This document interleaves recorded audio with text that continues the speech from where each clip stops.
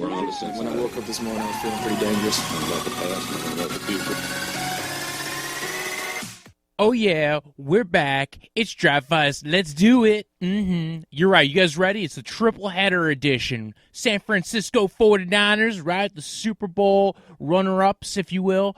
The New England Patriots, the former Super Bowl champions of forever ago, right? They just seem to stayed in they stayed in the Super Bowl championship ether for so long. And then obviously, yes, the other major team that we have to talk about, the team across the division for me, the Pittsburgh Steelers. Yep, we're doing a triple header today, folks. And I felt like these are the perfect teams to do this with, so we're just going to jump right into them. San Francisco 49ers, let's go. Kyle Shanahan, John Lynch, Super Bowl run. And I will tell you this much. Shanahan and Lynch will give you insights into what they're like. I'll tell you, the Patriots were annoying to watch their interviews, and we'll go over that. But, well, depending on if you're watching Belichick or Caserio. But regardless, the Niners, right, with John Lynch and Kyle Shanahan, they traded away DeForest Buckner, got a first-round pick. That's some news you had to know about this draft. They had an extra first-round pick because of that trade. The 13th overall pick, a very high pick, which they ended up trading down one spot to get an extra fourth-rounder from the Tampa Bay Buccaneers. John Lynch, you are a miracle man. I don't know how you do this. You did it to the Bears. Now you did it to the Buccaneers. I don't get how you do it. But again, genius maneuver. They got an extra fourth-round pick out of that, and then they were able to draft Javon Kinlaw at 14.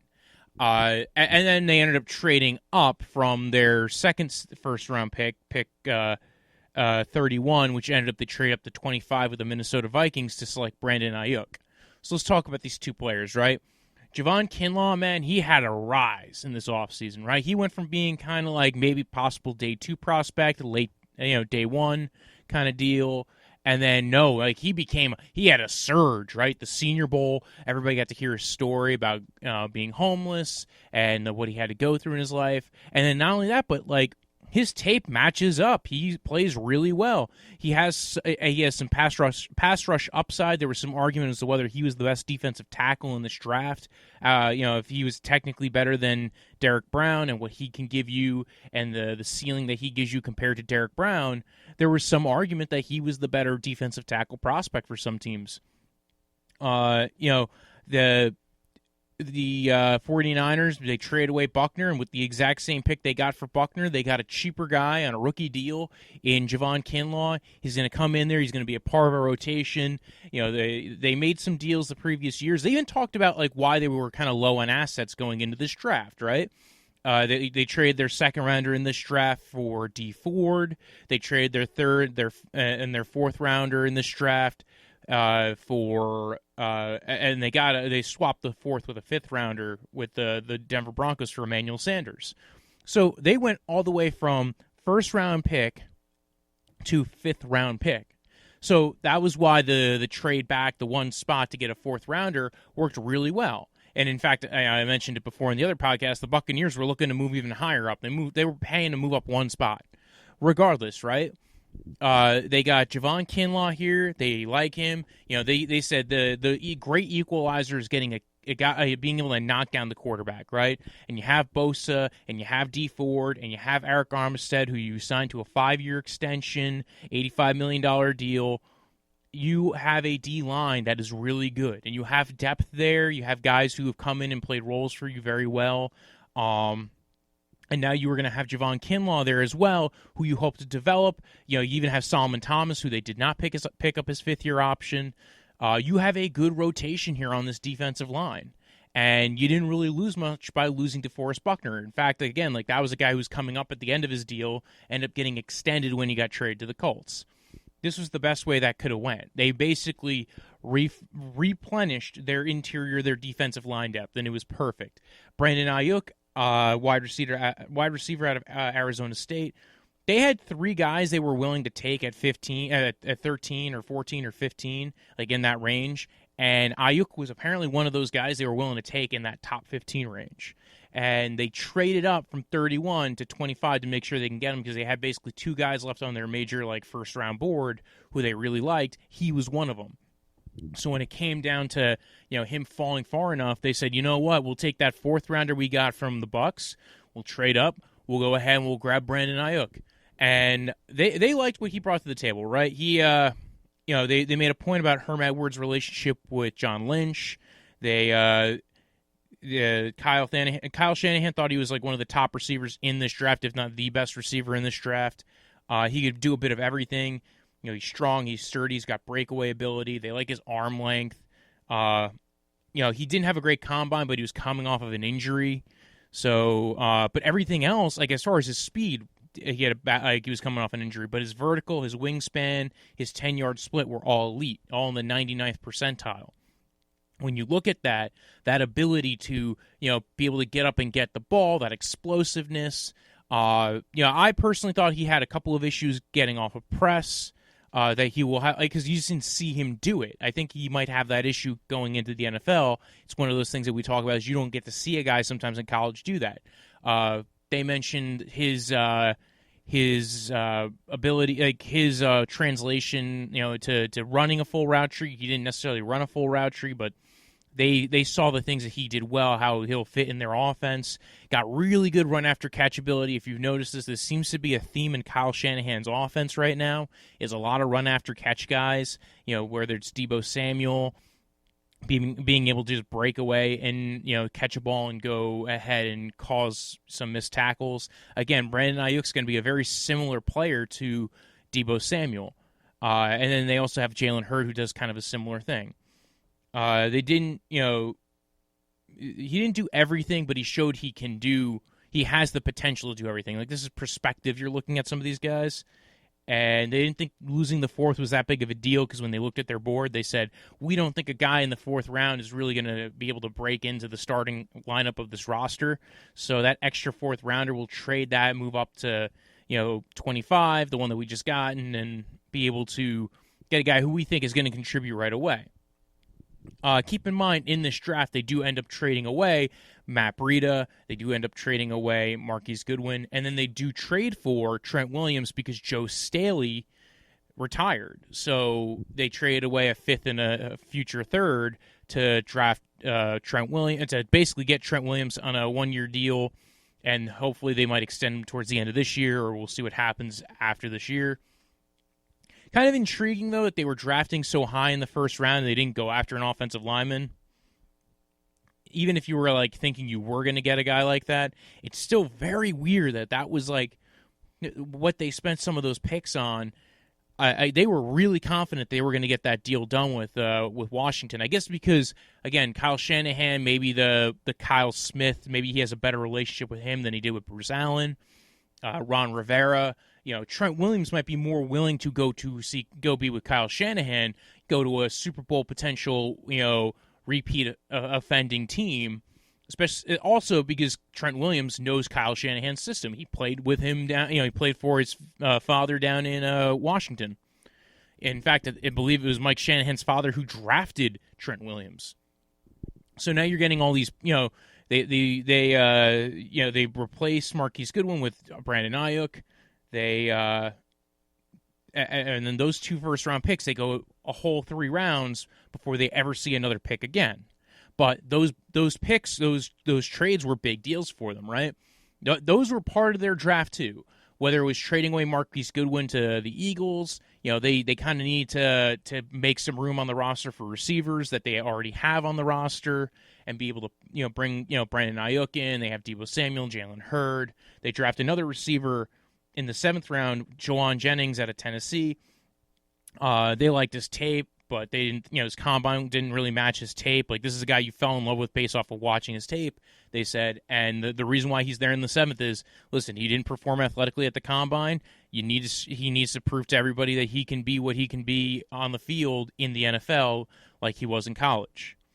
I went a little bit out of order here. They also drafted Colton McKivitz out of West Virginia. He was a target they were going after anyway to be a potential guy to replace Joe Staley on their offensive line in the 4th round if they still had that 4th round pick.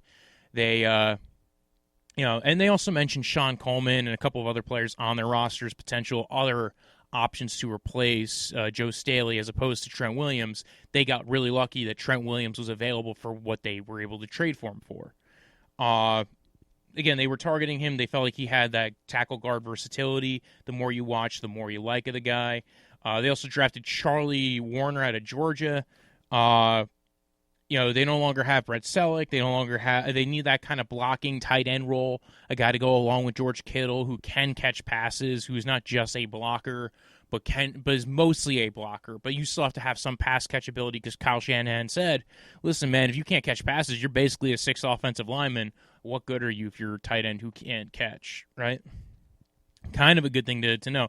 But they said he had the base pass catching skills that they believe can make him translate to being a solid, tight end 2, tight end 3.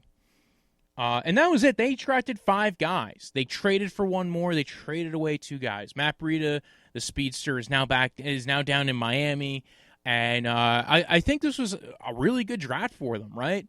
They didn't have a lot of needs. This is like we were talking about with the Saints, right? You get to a point where you're building your team. You no longer need to be drafting 30 players in a draft to fill out your roster. You need 5 guys who you think are probably going to hit. So Javon Kinlaw, you really believe he's going to hit. He's going to be a part of a rotation. He's going to help be part of that deep, strong defensive line that's going to be a strength of your defense that your defense is going to be built upon. Brandon Ayuk, again, building off that receiving core. Trading for Trent Williams, your entire game was built off the run game, and you need a guy who probably can step in right away and know that system really well. He spent a year out of the NFL. In fact, Kyle Shanahan was like, dude, that's probably better anyway. He's going to probably be healthier coming on in. So, yeah, we're going to go with him, and we're going to go with Trent Williams, and we're going to go ahead and take him to the Super Bowl with us again this year. So, again, I love the draft. Their free agency was relatively quiet, right? They signed Travis Benjamin, so that's kind of their replacement already for Marquise Goodwin. They re-signed Jimmy Ward to a 3-year deal. This is a guy who they've basically been, he was kind of that girlfriend from high school they kept on stringing along, kind of being like, yeah, I'll marry you eventually, and giving him 1-year deals for the last couple of years. He was the other guy, like Trey Boston and him. And then I mentioned before, they extended Eric Armstead, right? 5-year, $85 million deal. So, again, I'm shocked they didn't go for corner. I felt like that was a position of need for them because I don't think you can rely on Richard Sherman. Mosley's kind of he played well for them last year. But, again, are you really going to rely on a guy who's, you were basically paying the league minimum to this year, restricted free agent? You have a couple of other guys on the roster. I think they have Akilla Witherspoon still. They we'll go into their depth chart right now. In fact, we'll go ahead and look at their defensive depth chart. And it is Akilla Witherspoon. I was right. Haha. Emmanuel Mosley, Akilla Witherspoon, Richard Sherman, Quan Williams, and Jason Verrett are their corners. That's a very, good set of players, good set of names for your cornerback room. Jason Verrett's never stayed healthy, though. They re-signed him on a 1-year deal. Jaquiski Tart and Jimmy Ward are their safeties. They also got Tavares Moore, Derek Kindred and Marcel Harris. So guys who have been around the league. A couple of guys who've been drafted here or there. I like their corner room, but I'm not impressed with their corner room. You got to realize Richard Sherman's kind of aging out. The second you have a good year with Jason Verrett, it's probably your last year with Jason Verrett. Akilla Witherspoon sometimes shows flashes, but then he kind of, he got benched last year for Emmanuel Mosley, and Emmanuel Mosley's on a 1-year deal. So I felt like corner should have been addressed more. But other than that, D-line was an important part to build upon. Now you look at that D-line. They got Nick Bosa, Javon Kinlaw, Solomon Thomas, Eric Armstead, D. Ford, Contavious Street and DJ Jones played really well for him last year. Linebacking core, man, I think their linebacking core is really underrated between Fred Warner and Quan Alexander. Fred Warner, man, has come on really well his last 2 years in the league. Drake Greenlaw's played well for him. So their defense is looking pretty good. I felt like corner was the thing I would have been more worried about. Now granted, you trade away a D lineman, so you kind of need to replace the D lineman. but more so than maybe receiver. I think maybe because they didn't have a lot of picks in this draft, maybe they didn't feel like they were going to get a corner in the 4th or 5th round that they were going to be able to stick on their roster and hopefully will make it to, because you do look at it and the names at corner are still really good, right? Like I said before, Killer Witherspoon, if he takes his step forward again, you think he could probably be a good corner. Richard Sherman, Emmanuel Mosley, Jason Verrett, Quan Williams, all these guys have played well at certain points. And Richard Sherman had a great year for them last year, but he's getting older. So you kind of need to start replacing what he's going to be. Again, the rest of that defense is amazing. And then you look at the offense, right? Raheem Mostert, Tevin Coleman, Jerick McKinnon, Jeff Wilson Jr., they're all there. Jerick McKinnon, maybe he'll actually play a snap for the 49ers this year. Jimmy Garoppolo and Nick Mullins, and along with C.J. Beathard, are in the QB room. You got the receiving core is the thing I think everybody kind of is like, wow, what's going to be the real order of this receiving core? It's Deebo Samuel, Brandon Ayuk, Trent Taylor, Jalen Hurd, Dante Pettis. Remember Dante Pettis? I was a big fan of Dante Pettis last year. I'm still a big fan. I hope he lands somewhere really nice if he doesn't stay on this team. But I think he should stay on this team. I think they can utilize him. They said, he had an off year last year. He can come back and be good for him. And you look at their offensive line, Weston Richburg, Laken Tomlinson, Mike McGlinchey. These guys have been in this system long term now. They know this system. Mike McGlinchey's been, I think, probably the best right tackle. It's him. Yeah, I think he might be one of the, if not the best, he's probably one of the top 2 or 3 right tackles in the NFL. And Jimmy Garoppolo's played pretty well. I don't think he is the driver of the offense. I think that's basically Shanahan's system that's the driver of the offense, and just how he's able to play call and scheme everything. And when you're that good, you don't need a guy who's truly elite. You can have a guy who's a top 12, top 15 quarterback and still get good enough out of him. So overall, I think they're going to make another run at it. They're still going to be a playoff contender this year. There's not much else to say. That's why I kind of stuck them on this episode. So we're going to move right along, right? We're going to go move on to the Patriots. The multi-Super Bowl winning Patriots who traded out of the first round. They went ahead and they drafted Kyle Duggar after trading down with the Los Angeles Chargers. Actually, they traded down twice, but basically the big thing that they got out of it was a third-round pick from the Los Angeles Chargers. Don't know why I'm saying it like that.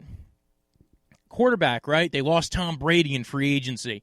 Walks out, says, "Bye, Felicia." Goes ahead, signs with the Buccaneers. So what do? They sign Mr. Brian Hoyer. Yeah, that's superhero. And they're like, you know what? We're fine with Brian Hoyer and Jared Stidham. We're going to walk in. We're going to rock it, talk it, and know how to do it. And what do? So in the draft, they don't even draft a quarterback. They don't draft anybody in the first round. They trade down. They get Kyle Duggar, safety at Lindor Ryan. Weird small school prospect. Played at the Senior Bowl. They felt like, he was one of the 3 guys they wanted in that area, though, in that second-round area. So they felt good about taking him where they took him. They believe he has, 4 down elements. He could play anywhere, play on special teams.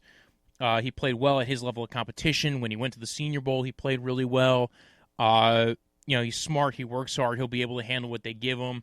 The one thing I got out of Casario's interviews was you get more from watching Caserio than you do from Belichick. Caserio kind of tells you a little bit of the process, which is we give them some information. We want to see if they can teach it back to us. We want to see if they can digest it. We want to see if they could teach us part of their scheme from their college. We want to see their football IQ, and that's how they go about it. And I think this is how a lot of teams do it, right? They go ahead, they meet with the guy, they go, hey, teach a, here's a couple of things from our playbook. Do you understand this? Then they go ahead and they say, well, now teach it back to us. Now that we know you know it and you believe you know it, teach it to us. And then they go, well, you did this in college. What were you doing? What was your thing in college? So that was something I really appreciated from watching Nick Caserio, something you don't get from watching Bill Belichick go over prospects. Then they drafted Josh Uche at the end of the second round at pick 60. He was one of the 3 guys they wanted in the second round. And so they had 2 guys they wanted in the second round. They got both of them. Uche, I was actually relatively intrigued by. I remember watching one. I think it was the Baylor game, where he was basically able to almost stay step for step with Baylor's Denzel Mims, a guy who ran a 4.38. He wasn't totally step for step, but man, he was able to cover him pretty damn well. He's a linebacker, and he's trying to keep up with a 4.38, running wide receiver. And he kind of played, mixed match kind of linebacker, edge kind of player. Sometimes blitzing him as a linebacker, sometimes playing as a true edge he's a little bit, not heavy. He's kind of 240, 230 kind of guy. I think he's going to be more of a Dante Hightower, Jamie Collins kind of player for the Patriots. This is a guy who fits perfectly for what they do, versatile, and they love versatility. They mentioned it in their press conference. They love guys who are versatile, who you're going to be playing different teams each week. You want guys who can match up differently each week. So I like what Uche brings. He is one of my favorite linebackers in this draft class, especially if you're going to utilize him as a blitz backer and utilize a little bit of his athleticism to kind of cover guys as well. And he kind of plays well, a unique kind of edge presence as well that you can utilize him on, when you're playing multiple fronts. They also took Anthony Jennings out of Alabama. Very similar situation. A guy who was asked to do a bunch of things, coming out of Alabama, knows Saban's defense, great program, tough kid. Bigger than Uche, is about 260. But again, they're not going to be playing the same roles, but they're going to be kind of, again, versatile pass rushers that they're going to utilize around the line of scrimmage, whether they're playing edge, off the ball, for Jennings, maybe moving to deep, 3-4 end at some points, and then moving him to outside linebacker. With Uche, maybe moving him to middle linebacker, moving him to edge, utilizing that mixed match ability and getting them to know. Again, both these guys come from very complicated defenses, and they were utilized in different ways. Then you go ahead, they took 2 tight ends in the 3rd round as well. They took Devin Asiasi, started at Michigan, then he went to UCLA, runs well for his size, he's tough, has some technique issues that he needs to work out, but other than that, they loved his athleticism, they love what he brings to the table, they think he can be a true, mismatch maker for their offense, true as if, this isn't a team that goes ahead and utilizes draft picks as dartboard kind of, card games, which is kind of something that Bill Belichick kind of hinted at. This is one way you build your team. It's not the only way you build your team. And that's something you really notice, because there's some years where Bill Belichick and Nick Caserio totally bust on their drafts, and they still are making it to the playoffs. They're still making it to the Super Bowl. Why? Because it's multiple ways that you build your team. And it's time, and it's effort, and it is methodology. And they have it all figured out, right? Then they also drafted Dalton Keene out of Virginia Tech. You didn't see a lot of the things that the Patriots do. They were saying it was, it is what it is. He gives the effort to block. He's got toughness, the ability to make plays with the ball in his hand. They put him in the situations for catch and run back in college. He will need to adapt and be more technical. Was a 3-year starter as an underclassman, took advantage of every opportunity he had, 6'4", he's tough, good at change of direction. They said it's going to be a tough adaptation for him. A lot of guys coming out of college, it is a tough time adapting. You're learning a Patriots level playbook. Most of the guys playing in college are not playing a playbook that is to the level of the Patriots, right? So what they're trying to do, like I said before, they utilize that method I was talking about before. Nick Caserio said, well, we're going to go over everything with them. We're going to teach them it. And we want to see if they can relay it back to us. We want to see if they can teach us something about their scheme that they ran in college. We want to see their football IQ. Day 3, right? Day 3, they took 3 offensive line prospects, a kicker, and a linebacker, right? They took Justin Rauhauser, who may or may not be associated with some not great affiliates, if you will. Nothing really bad, but kind of not great. Like if you Google it, you'll figure it out. Not really the best kind of things to be associated with. Let me put it that way. But a good kicker nonetheless. So if he's kicking the ball on the 10-degree weather, as long as he puts all the weird stuff behind him and becomes a good member of society, then I think that's totally fine. Not that he wasn't a good member of society before. Who knows? I don't want to make any types of judgments on people. They took Michael Anawasu out of Michigan, decent interior offensive lineman, probably play guard. Justin Heron, not Heroin. Dear God, man, Justin Heroin, what was he on the whole time? Actually, the marijuana. Out of Wake Forest. Again, another guy's going to come in, compete for an interior offensive line spot, maybe play tackle for him. And then they also took Dustin Woodward, who they kind of look more at center, but can play both center and guard flexibility. And they looked at Cash Moai out of Wyoming, played along with Logan Wilson at Wyoming. And they said, they ran a good tandem there. They like what he can do. Again, this is a team that values linebackers and safeties a lot. So, overall, like you look at what the Patriots have been doing over the years, they adapt, right? They have Jared Stidham on the roster. They signed Brian Hoyer. They didn't do anything with receiver.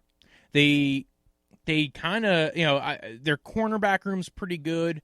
It's a weird roster, right? So you look at their roster. They got Jared Stidham, Brian Hoyer. Running back room is Sony Michel, James White, Rex Burkhead, Damian Harris. Wide receiving core is Marquise Lee, who they signed on a cheap deal, Julian Edelman, Mohamed Sanu, who they traded for last year, Demir Bird, N'Keal Harry, Jacoby Myers, who was a training camp star last year, and a couple of other guys who may or may not make the roster. Tight end, they got Matt Lacoste, Devin Asiasi, Dalton Keene. So, really one veteran who really hasn't been all that great for him, and then a couple of rookies, and then this guy named Ryan Izzo. They got Isaiah Wynn as far as their left tackle situation goes. Yanni Kujus, they drafted last year in the third round, who got injured. Now he's coming back off of IR.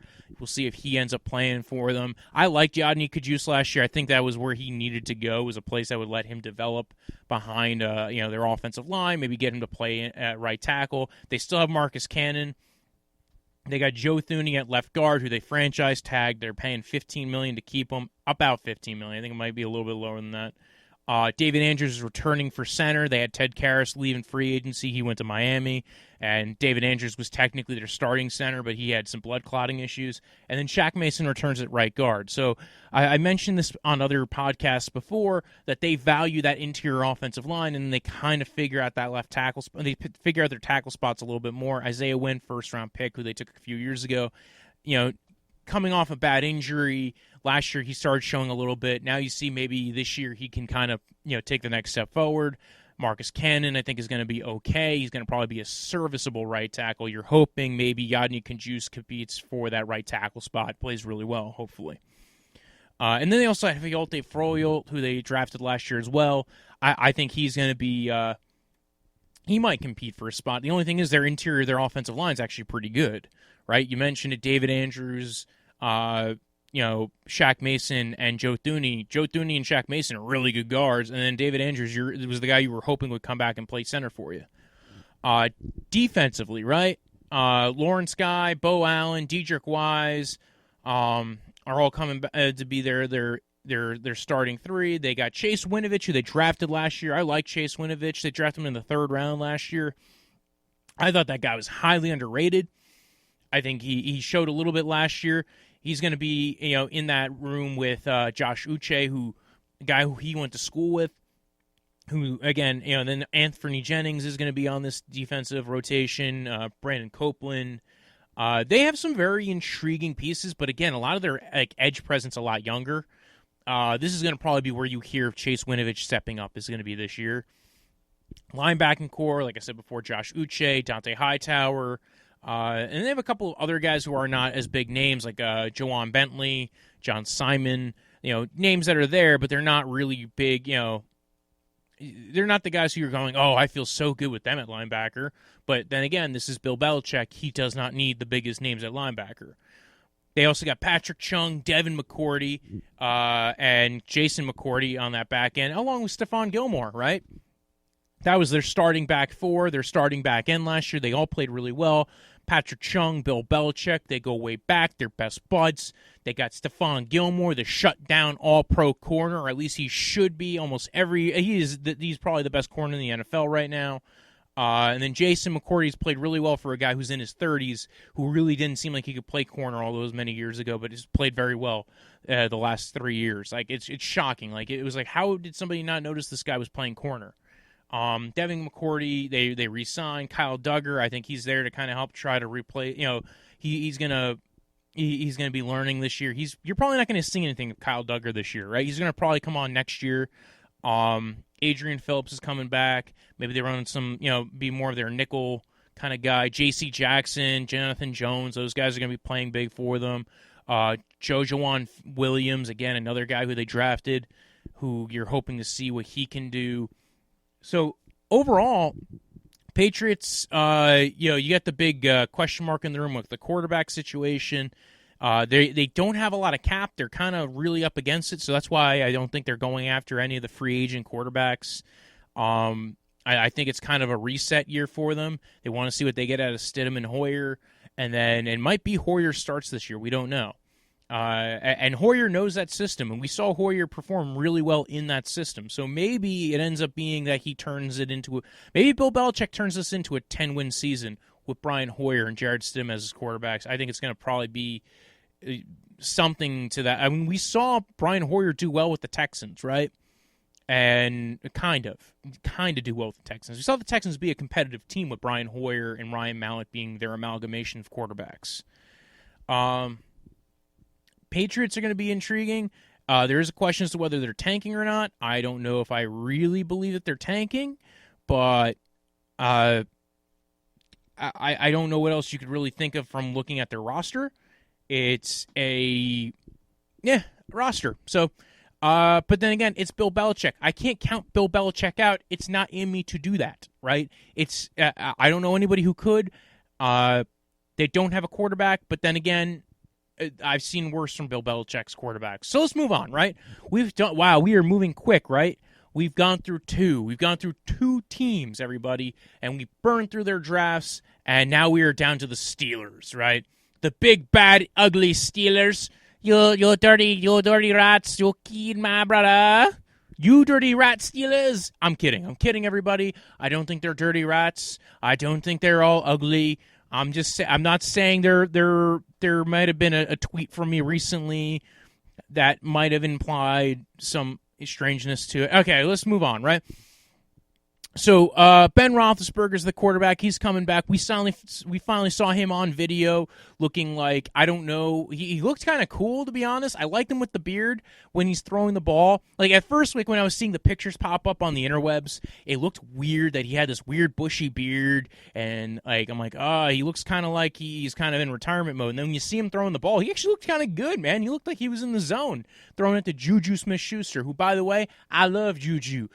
Listen, as a guy who doesn't like the Steelers, I love Juju. I love my Juju Smith-Schuster, man. I was mad when he got drafted by the Steelers, but I love him. So, yeah, Juju Smith-Schuster, man. They have Juju Smith-Schuster. They got James Conner, James Washington, Deontay Johnson, Jalen Samuels, Mason Rudolph, Ryan Switzer, Deion Kane. Man, this core is so amazing, right? So what did they do in the draft? Well, they went for receiver in the second round in the draft. That's right. You heard about that receiving core I was just listing off names on? They went for a guy named Chase Claypool, Notre Dame, second-round pick. They talk about how, this guy kind of blew up the combine, kind of impressed some people down at the Senior Bowl. Good long speed guy as far as his combine numbers go.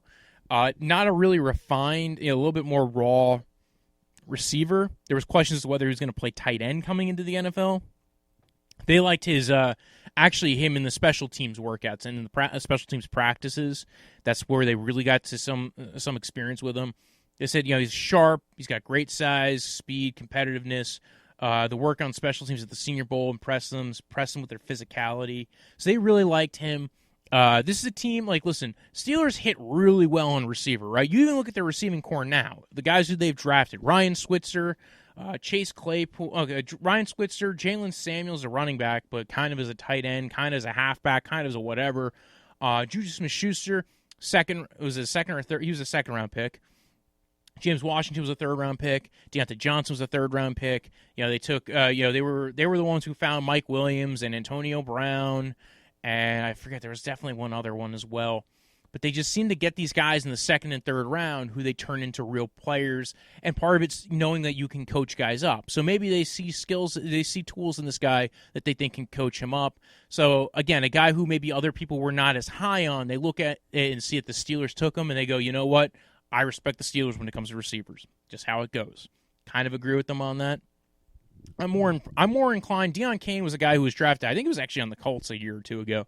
So he seemed like a guy who kind of maybe he got released, ended up on their roster now. Interesting receiving core nonetheless. Round 3, they also took Alex Highsmith out of Charlotte. Impressive athletic ability at the combine. They enjoyed getting to know him. His technician kind of took a step forward in 2019 in developing his pass rush repertoire. He's still kind of a developmental prospect at edge, but they already have Bud Dupree, who they have on a franchise tag. They have T.J. Watt, who's come on really strong for them. They hit T.J. Watt with the 5th-year option. So they're going to have him for another 2 years. And then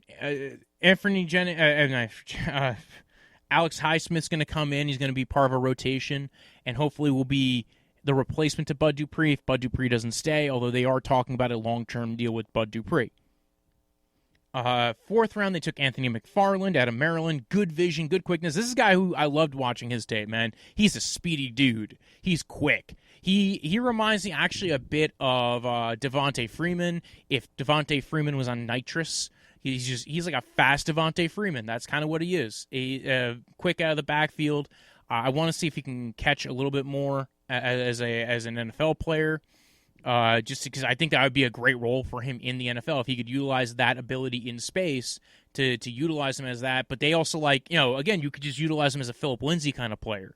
Just that level of quickness. He is that fast, everybody. I really appreciate it. He did have some injuries this year. I think that's why he wasn't on everybody's radar. They mentioned that was kind of why he wasn't as impressive to some other teams. I like him. Good first step. Both me and the Steelers agree on this guy, so clearly he's going to be a star. They took Kevin Dotson out of Louisiana in the 4th round as well. Didn't get an invite to the combine. They saw him at the East-West Shrine game. They did video interviews. They said he's a no-nonsense football guy, unique body type. Again, this is a team that likes to build up their offensive line. Perfect kind of player for him.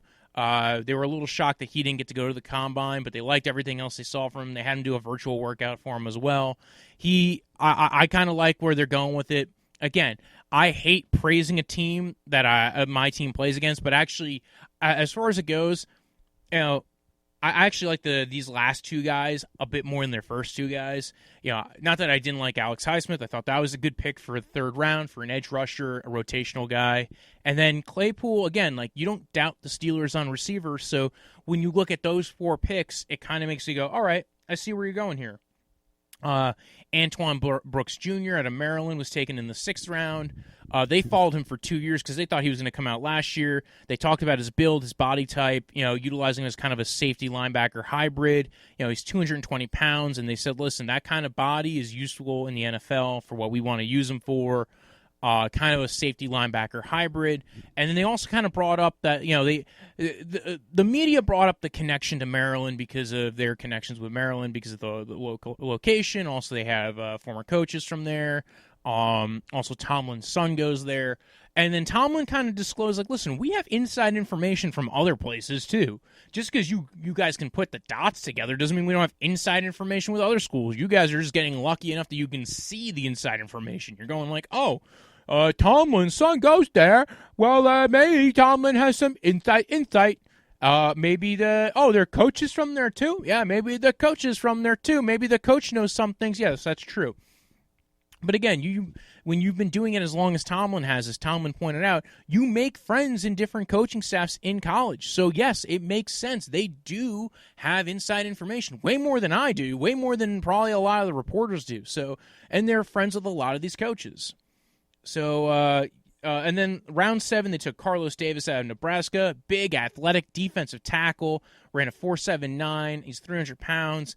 Played nose tackle in college. I don't know if they're going to play him there. I know they mentioned that a little bit, that they might line him up there. He's kind of more developmental kind of guy, but I was intrigued by him. I was intrigued by his athleticism. I was intrigued seeing where he would go. Little sad that he went to the Steelers. Again, got to let my bias just hang out. Nonetheless, I think they had a good draft. I like a lot of the players they took, unfortunately. Again, this team, my only question is, again, they did not address really the big red flag in the room, which is you still have quarterback question marks, right? Because what happens if Ben Roethlisberger doesn't come back well off of Tommy John? Now, he might come back throwing better than ever on Tommy John. Who knows, right? It might be that this is actually a trend, and in 10 years from now, everybody's doing Tommy John surgery for quarterbacks, and it keeps them playing, 10 years longer. McFarland loved him. Davis, I was very intrigued by as far as a player goes. Brooks was a good pick, especially for the 6th round. Alex Highsmith was a good pick for them. And maybe that was the most questionable of them. Maybe him and Claypool were the first 2 picks are maybe the most questionable of all of them. And those guys, are still very intriguing athletes. So overall, decent draft. They lost Javon Hargraves in free agency. They signed, they didn't sign as many college free agents because they signed a lot of guys from the XFL. They were trying to test that out. Again, you get to see them play more in a more professional setting. So they went more for the XFL guys. They weren't going after a lot of UDFAs. They signed Saheed Blacknail, Christian Kuntz, Dwayne Hendricks, Tyree Cannell of the Defenders, Kevon Walker, formerly of the New York Guardians. Also, as a recap to what they did in free agency, they traded for Chris Wormley from the Baltimore Ravens. So he's going to compete for a defensive line role. They signed Eric Ebron. They signed Steven Wisniewski, interior offensive lineman, who I'm a very big fan of. And I was always kind of shocked that he was available last year, and now luckily he's going into this year not being available because they signed him to a deal. And like I mentioned before, they tagged Dupree. They did the 5th-year option at TJ Watt. So let's go over this roster, right? We kind of did a little bit before when I saw him at the quarterback room and the receiving room. So I won't go too much more into that. Very, very intriguing, though, receiving room. There's no true stars on that, but Juju Smith-Schuster, Deontay Johnson, I think, played really well last year. James Washington came on a little bit, although I think I'm a little bit higher on Deontay Johnson than James Washington. Eric Ebron and Vance McDonald make up the high end of their tight end room, and they also have Zach Gentry. They have Alejandro Villanueva returning to be the left tackle, Steven Wisniewski, Maurice Pouncey, Dave DeCastro, Matt Fielder. Dave DeCastro is really the star of that offensive line, and he's kind of the guy who keeps it all together. I respect DeCastro. I think he's a great player. Chukwuma Okafor, who they drafted last year, is going to compete for a spot, maybe as a rotational guy. Zach Banner's there. Again, a lot of good pieces. O-line, you kind of trust the Steelers' O-line's going to still be good. But to be honest, they've lost a lot of pieces over the years, so there are some question marks there. Matt Fielder's played really well as well. So between Fielder, DeCastro, and Pouncey, Pouncey's getting a little bit up there. Wisniewski's actually relatively older too. But I think if the quarterback comes in and plays well, they're going to be at least off to a decent start. I think that the Steelers have a lot of the pieces on offense that they need. Running back room's kind of intriguing as well. Jalen Samuels, James Conner. Like I said before, McFarland is on this roster now. Benny Snell. And there's a big difference between McFarland and the other 3 guys. McFarland's fast compared to the other 3 guys. He's so fast, he might make those guys look like they're moving in slow motion. So I think I would like a 1-2 punch of James Conner and McFarland.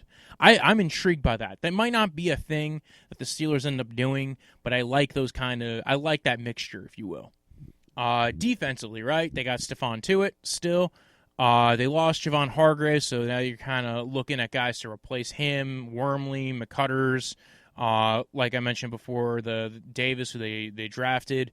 Cam Hayward's still there. He's playing really well for them still. They got T.J. Watt, Vince Williams, Devin Bush, who they traded up to draft last year. He had a few struggles. I feel like that's common for linebackers. In fact, I mentioned this with the Ravens episode, is that linebackers sometimes, it's very hard to see where the hits are for linebacker. Guys who are drafted high don't always play super well. Guys who are drafted later end up maybe sometimes outperforming their draft stock. Joe Hayden's still there. He's kind of reaching the age limit for cornerbacks eventually.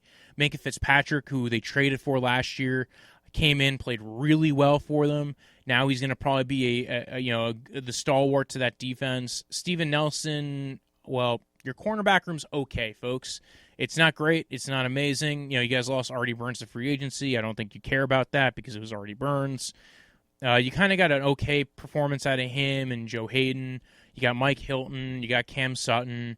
Terrell Edmonds is still there playing safety as well. He's going to be kind of more of the strong safety role. And, again, the defense last year performed really well. I don't know if it's going to perform as well as it did last year. It was, it might perform really well still, but you got to realize you guys performed really, really well to almost a remarkable expectations, and then you basically just tried playing keep away with the ball and ran it. And listen, the Steelers are going to be a well-coached team. I'm a big Mike Tomlin fan. I'll say I hate the Steelers, and then I'll go ahead and compliment 17 guys who were associated with the Steelers, because I like Colbert, I like Tomlin, I like Juju, I like a lot of your team, guys. I like Connor, I like DeCastro, I don't want to get into the muckiness of that quarterback room. So overall, listen, Steelers, I think you're going to be, how do I put this? You still are competitive. That's it. You're competitive. You are a good team. You're not totally out. You're not, I think you might get underrated because everybody's not sure with the Big Ben situation, and that is the big red flag with the Steelers. Maybe they sign Cam Newton. I don't know if that's really something that either party really wants. But nonetheless, I think that the Steelers had a solid draft. I am not super impressed with it. There's not a particular piece I feel like makes them a much better team, but there's a lot of good to it, right? I don't think Chase Claypool is this remarkable talent. But again, because you didn't have a first-round pick, your remarkable talent that you got was Minkah Fitzpatrick, who now are 2 years down on his contract. That was the big problem with that trade. But honestly, I thought it wasn't the worst. There's some value to that still, right? Devin Bush's got to perform better, and that's about it. That's going to be the tie together for that team. Is if Devin Bush plays better, if Joe Hayden doesn't fall off a cliff, if Steve Nelson plays as well as he did last year, which I think a lot of people were relatively shocked by. And if Minkah Fitzpatrick keeps playing the shutdown, the true good game piece to that defense, I think that defense could still be good. I think missing Hargraves is going to be a big problem for them. Again, I like Juju. I think it's a bounce back year for Juju, no matter what. Even if Ben Roethlisberger is not true Ben Roethlisberger of old, I think it's a bounce back year for Juju. I think Deontay Johnson takes a step forward. And I think James Washington is going to be okay. I actually think he's the guy out of the three guys in their receiving core who are probably going to be the starters. I think he's kind of the odd man out, and I think Claypool's going to be developing this year through that roster as well. Maybe maybe they find ways of utilizing him to get the ball in his hands and utilize his athleticism. I think he's more of a down the road guy though, kind of like James Washington was. James Washington did not step in his first year and was a baller. Juju was, but again, Juju is spectacular, as you know. Nonetheless, good job, all three of these teams. There's a reason why you're all playoff level teams, even if you aren't always in the playoffs. Steelers the last year didn't make it in, but the other two teams did. Steelers have been in the playoffs though for the last 10 years though. So again, good job on all of them. If you want, you can follow the podcast at DraftVice on Twitter, at DraftVice_football on Instagram. You can follow me at BROJO. Death is in the end of life. Punch, like that delicious drink you drink in the summers. We have one more draft episode left, everybody. Also, check the playlist. We have all the other teams. The only two teams that have not been done yet, the Packers and the Broncos. And they will be up tomorrow. Well, the next day after this is released, basically is how that goes. So tomorrow, quote unquote. Leave a review, comment. I saw actually a couple of comments, people actually, shooting stuff out there. I really want to go ahead and talk about some of the comments that we've gotten, because honestly, we've gotten some great comments. I'm relatively impressed. I love the comments that I've gotten, so I'm going to go ahead and screenshot all the comments. I'm going to do a specific episode calling out the comments that have come out here. That might be Friday's episode. And if that's been more of what I've gotten. I also guested on a podcast earlier this week. Please check it out. It was I'll go ahead and post that in the link below as well. And stay tuned. We will be back. We're going to keep doing this, and I will find fun things to keep doing for us over the summer as we close out the draft series. Take care, TTFN. Have a good week. Good night. Have fun, you all. When I woke up this morning, I was feeling pretty dangerous about the past and about the future.